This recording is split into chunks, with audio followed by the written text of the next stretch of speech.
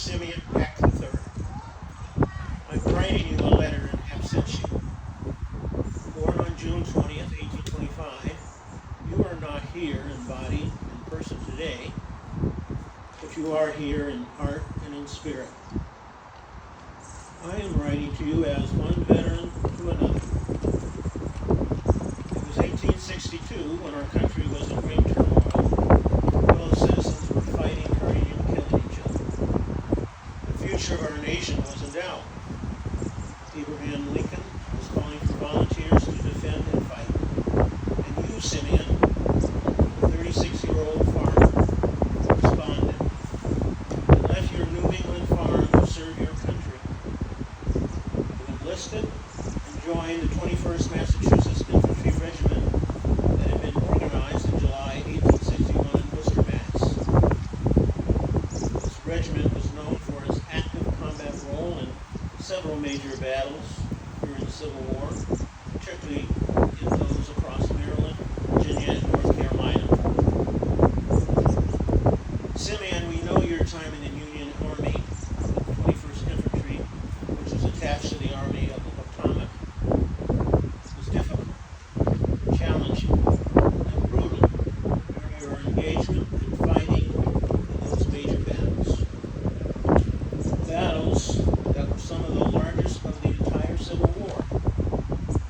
This included the Second Battle of Bull Run, where you witnessed and survived a resounding Confederate victory, where 100,000 total soldiers were involved in combat, with 13,000 Union and 8,000 Confederate soldier casualties. How did you do it? How did you get through it? You were also there at the Battle of Antietam, fought on September 17, 1862, a decisive engagement in Maryland that was a critical Union victory, but it was at such high cost, as it was considered the single deadliest day in American history. In just one day, before the sun went down, there were over 22,000 casualties. Again, Simeon, how did you do it? It must have taken enormous strength to have endured and survived. Simeon, you did indeed survive, and your records show that 8 months later, though it must have felt like a lifetime, you were honorably discharged due to disabilities on November 24th, 1862, in Philadelphia, Pennsylvania. The records show also that many of your fellow soldiers, particularly those in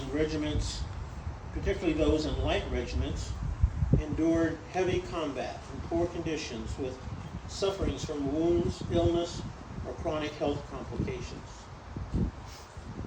Yes, there was much suffering, and by the end of the Civil War, the total number of casualties, including those killed, wounded, or missing, was around 1.5 million.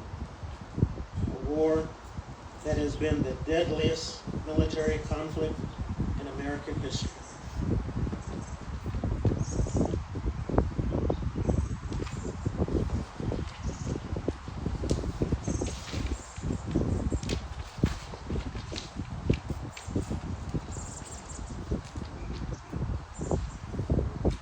Following your return from military service, we know you happily married Lucinda Ailes and resumed your work as a farmer in Massachusetts.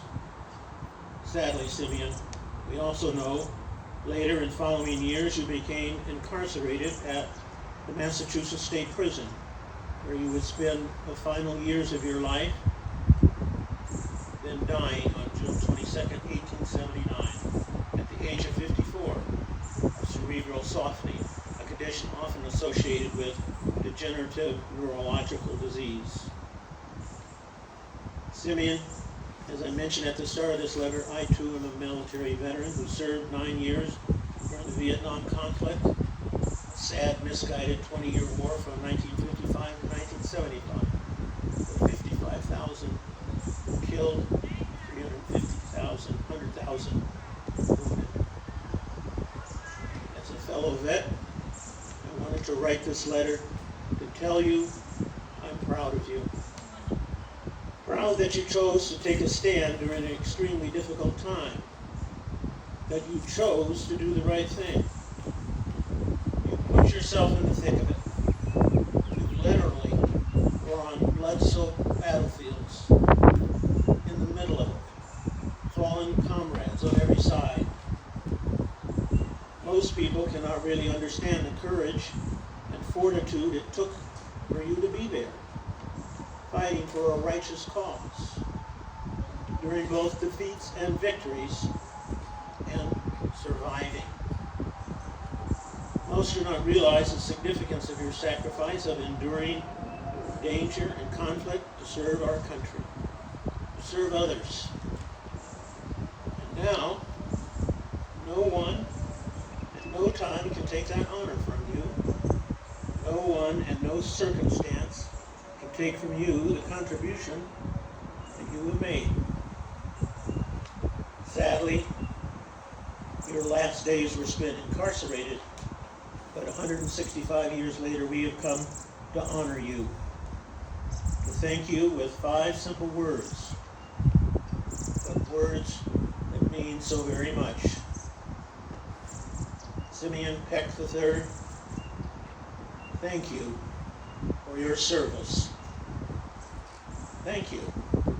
It's never too late to thank someone for the good that they have done for others. And now to you, and to your fellow soldiers, and all those being honored today, this is for you.